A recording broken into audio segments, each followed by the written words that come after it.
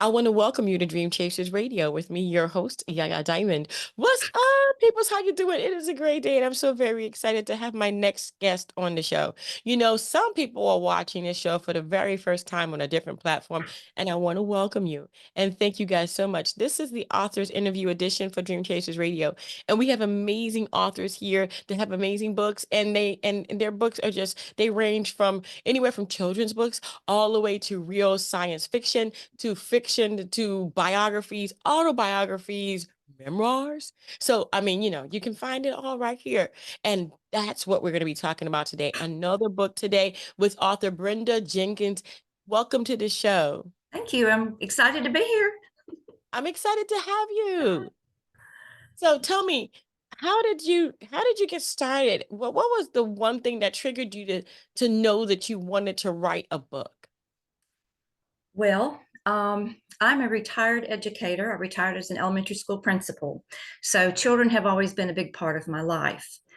But what really started my journey as an author was 2011 in November. Well, in 2011, my sister challenged me to walk a 3-day, 60-mile Susan G. Komen walk to support breast cancer. And I'm thinking 60 miles. Oh my gosh. She's 60 miles. Yes, ma'am. In 3 days. That's 20 wait, miles wait, wait, every wait, day. wait. I thought you said 30 miles. You said No. 60. Right. 3 days, 20 miles each day.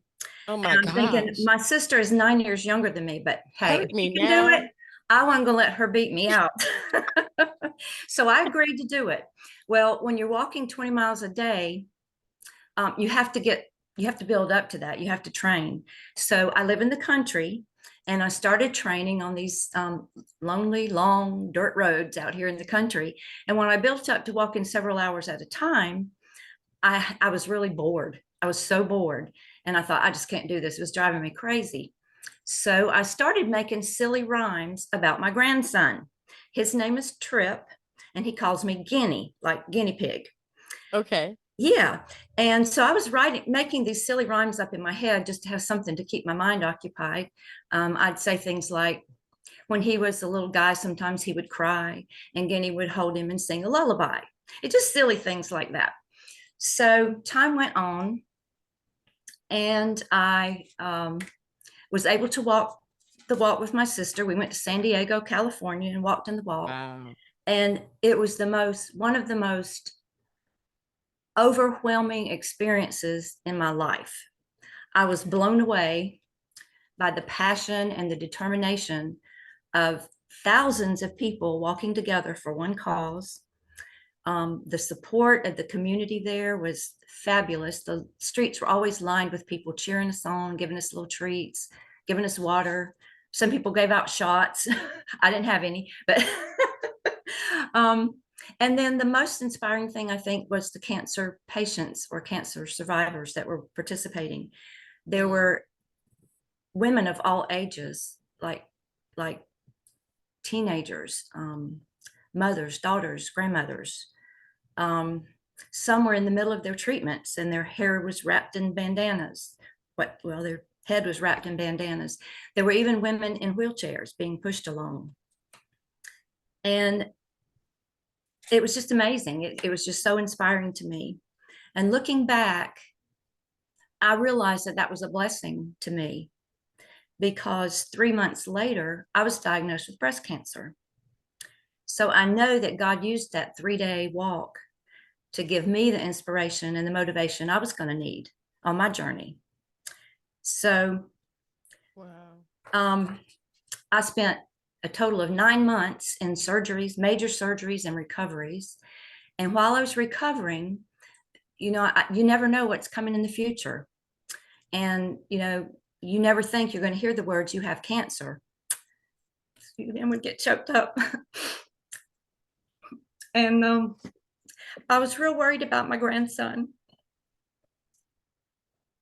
Excuse me. Take your time. I was real concerned about how to explain cancer to a 3-year-old and all of the things that come along with cancer. And I decided I wanted to preserve our memories. So I started writing them down and I polished them up. And I realized that a lot of the memories we have were things that we did outside of my front porch and my swing. So, excuse me. So my book is called The Swing on Ginny's Porch. And so I wrote down those rhymes, and um, I thought, I need to anticipate, some of these questions he may ask. Well, I did. And he's such a sweet little fella. He's very considerate and kind, and very expressive. And so I wrote down what I thought his responses would be. So I shared all this with few friends and few family members, and they encouraged me to write it as a book. So I did, and I had it published. So writing those memories was a way to gift those memories to Trip, but having it published was a way to inspire and support others who may find this helpful, or may be experiencing some of the same things. So I did have the book published, and it's really been a blessing. It's a blessing that came from a very challenging time in my life. So I'm very proud of it. It's not anything I ever planned on doing. And now that I'm 12 years cancer free, um, it's been, it's been a journey. It's been amazing. Wow. Wow. What a turn of events. I've lost in the past, I don't know, since 2019, I've lost really dear, dear people, friends and family Mhm. to cancer. And I mean, for you walking and then having to go through it, Mhm. wow. And yeah, well, how do you explain that to a 3-year-old? I don't think they understand that. I don't think that would go well. But I think what you did was you turned a negative into a positive. Mhm. How did that make you feel as you wrote the book, as you understood what was going on in your life? How did it make you feel to actually be able to at least leave something for Trip? Um, well, he's 15 now. He got his learner's license today. Oh no. Yes. So, Oh, where are you located? Never mind. You're not in Florida. Good. Okay. yeah. So, he's grown, and as he was going through elementary school, I read the book many times to his classes and to auditoriums full of children at school. And I've presented my story and my book to various ladies groups, some church groups, and some educator groups, and some others in the community. And it's when I wrote it for Trip, it's been real special to us. He loves the book. He was a little embarrassed as he got older that he had a book written about him. In fact, let me show you his picture. This is, can you see? Yeah. This is a Oh, picture of us in the swing when the book was published, and we were reading the book in the swing. And he that loved looks like it. something out of like, when you go and you buy the actual frame. That looks like Yeah, something out of the frame. yeah, That is beautiful. it's real special. So Yeah. he loves it. And now I have twin grandchildren, a boy and a girl, and they're 5. And my daughter keeps saying, well, when are you going to write a book about them? Yeah, you gotta do the whole I swing thing. must. I don't know. Maybe it'll come to me. Oh, that is wonderful. That is wonderful. I'm so happy that you are cancer free. Congratulations. Thank you. Um, Thank you. it's something that you strive for. I know you went through a lot. As you come out of that phase and you go into the writing phase, and now you have the twins, what's on the agenda now? I know there might be another book, but mentally speaking, how are you progressing through your life? A lot of people, hang tight and they're good and they're wonderful and they move forward, but some people, they kind of lag a little bit behind and the joy has been taken away from them. How did you get your joy back? I think the most important thing was my faith. And after that would be my family and my friends, my memories. People will say, to me, you never looked anxious, you never looked upset, you never really acted like anything was wrong. And I tried to do that. But I really was joyful, and I really had, faith that everything was going to be okay. So that was the most, I think what really got me through. And I could look back and I could see how that this chain of events took place and how that helped to strengthen me. So yeah, it was a good experience. It really was. I feel like I'm a stronger person, a Mm-hmm. stronger mother and grandmother and wife.